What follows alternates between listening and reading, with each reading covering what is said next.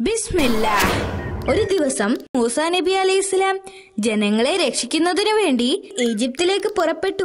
പ്രവാചകൻ ഈജിപ്തിലെത്തി. അതിനുശേഷം പ്രവാചകനും അദ്ദേഹത്തിന്റെ സഹോദരനും കൊട്ടാരത്തിൽ ചെന്ന് പ്രവാചകൻ പറഞ്ഞു, "ഓ ഫിർഔൻ, ഞാൻ ഏക സത്യദൈവമായ അള്ളാഹുവിന്റെ ദൂതനാണ്. ഇസ്രായേലരെ എന്റെ കൂടെ വിടാൻ അനുവദിക്കുക."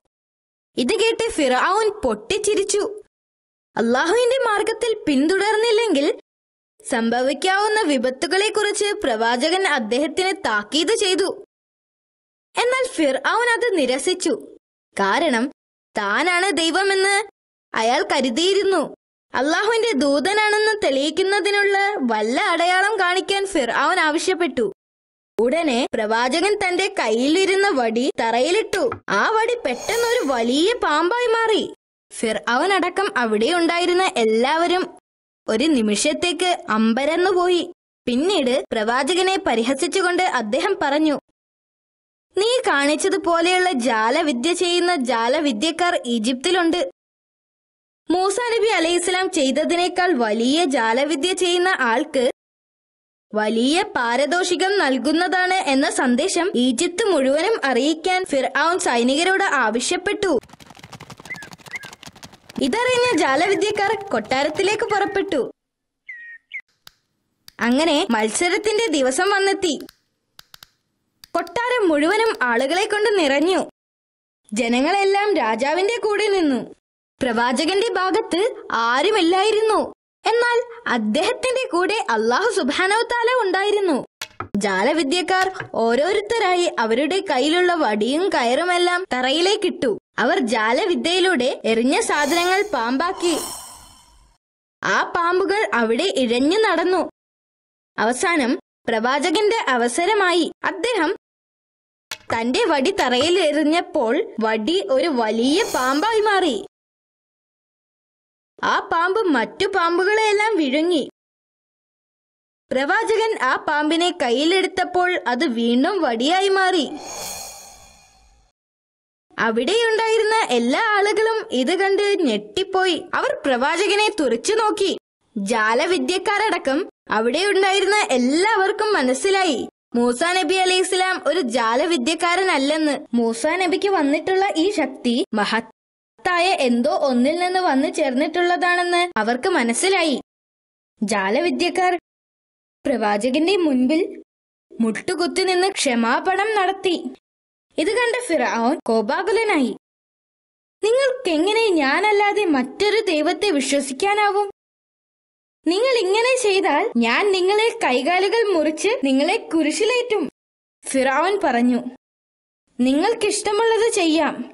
പക്ഷേ ഞങ്ങൾ നിങ്ങളുടെ ശിക്ഷയേക്കാൾ അള്ളാഹുവിന്റെ ശിക്ഷയെ ഭയപ്പെടുന്നു." ഒരാൾ മുന്നോട്ട് വന്നുകൊണ്ട് പറഞ്ഞു. താൻ പ്രശ്നത്തിലാണെന്ന് രാജാവ് തിരിച്ചറിഞ്ഞു. പ്രവാചകൻ ഇസ്രായേലരെ തന്റെ കൂടെ ഈജിപ്തിൽ നിന്നും മോചിപ്പിക്കണമെന്ന് ഒരിക്കൽ കൂടി ആവശ്യപ്പെട്ടു. ഇപ്പോഴും ഫിർഔൻ അതിന് സമ്മതിച്ചില്ല. അല്ലാഹു സുബ്ഹാനഹു തആല അദ്ദേഹത്തിന്റെ ശിക്ഷകൾ ഓരോന്നായി അയച്ചുകൊണ്ടേയിരുന്നു. ആദ്യം അല്ലാഹു സുബ്ഹാനഹു തആല അവർക്ക് വരൾച്ച നൽകി. അതോടെ വിളകളെല്ലാം നശിച്ചു. കന്നുകാലികൾ വെള്ളം കിട്ടാതെ ചത്തൊടുങ്ങി. രാജാവ് പ്രവാചകനെ വിളിച്ച് അദ്ദേഹത്തോട് പറഞ്ഞു, "ഈ വരൾച്ചയെ നിർത്താൻ സാധിച്ചാൽ ഇസ്രായേലരെ മോചിപ്പിക്കാമെന്ന് വാഗ്ദാനം നൽകി." പ്രവാചകൻ അള്ളാഹുവിനോട് വരൾച്ച മാറാൻ പ്രാർത്ഥിച്ചു. വരൾച്ച മാറി. മഴ പെയ്യാൻ തുടങ്ങി. മഴ ലഭിക്കാൻ തുടങ്ങിയപ്പോൾ ഫിർഔൻ തന്റെ വാഗ്ദാനം തെറ്റിച്ചു. ഇങ്ങനെ ശിക്ഷകൾ ഓരോന്നായി ഈജിപ്തിൽ വന്നുകൊണ്ടേയിരുന്നു. ഓരോ ദുരന്തങ്ങൾ വരുമ്പോഴും ഇസ്രായേലരെ മോചിപ്പിക്കാമെന്ന് വാക്ക് നൽകുകയും പ്രശ്നങ്ങൾ തീരുമ്പോൾ വാക്ക് മാറുകയും ചെയ്തു. അവർക്ക് മേൽ പകർച്ചവ്യാധികൾ നൽകുകയും വിള നശിപ്പിക്കുന്ന പ്രാണികളെയും പക്ഷികളെയും എല്ലാം അതേപോലത്തെ ശിക്ഷകൾ നൽകിയിരുന്നു. ഒരു പ്രാവശ്യം ആ പ്രദേശം തവളകളെ കൊണ്ട് നിറച്ച് അള്ളാഹു അവരെ ശിക്ഷിച്ചു. ഓരോ ശിക്ഷയും കഴിഞ്ഞതിനേക്കാൾ ഭയാനകമായിരുന്നു. അവസാനമായി നൈൽ നദിയിലെ വെള്ളം മുഴുവനും രക്തമാക്കി മാറ്റി. എന്നിട്ടും ഇസ്രായേലരെ മോചിപ്പിക്കാൻ ഫിറഔൻ തയ്യാറായില്ല. അവിടെയുള്ള ഇസ്രായേലരെയും കൂട്ടി രാത്രി ഈജിപ്തിൽ നിന്ന് പോകുവാൻ അള്ളാഹു പ്രവാചകനോട് ആവശ്യപ്പെട്ടു. അള്ളാഹു സുബ്ഹാനഹു തആലയുടെ നിർദ്ദേശപ്രകാരം മൂസാ നബി അലൈഹിസ്സലാം ഇസ്രായേലരെയും കൊണ്ട് രാത്രി പുറപ്പെട്ടു. ഇസ്രായേലിയർ അവിടെ നിന്ന് പോയ കാര്യം ആദ്യം ആർക്കും മനസ്സിലായില്ല.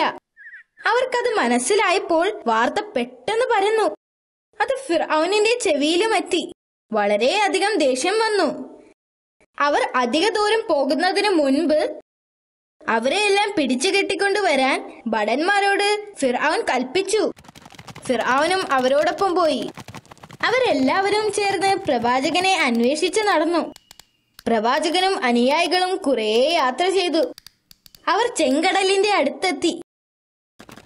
അദ്ദേഹം തിരിഞ്ഞു നോക്കിയപ്പോൾ ഫിർഔനും സംഘവും തങ്ങളെ പിടിക്കുവാനായി വന്നുകൊണ്ടിരിക്കുന്നു.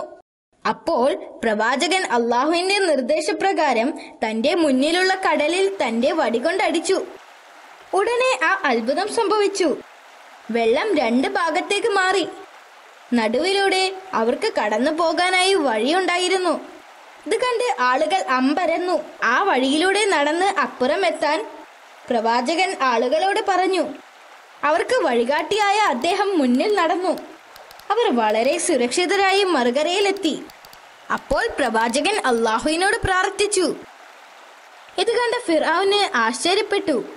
പക്ഷേ പെട്ടെന്ന് തന്നെ അവൻ സൈനികരോടും അതുവഴി പോയി പ്രവാചകനെ പിടിക്കാൻ ആവശ്യപ്പെട്ടു. പ്രവാചകനും സംഘവും മറുകരയിലെത്തിയപ്പോൾ ഫിർഔനും സംഘവും വളരെ വേഗത്തിൽ അവരെ പിടിക്കുവാനായി കടലിലെ വഴിയിലൂടെ കടന്നു വന്നു.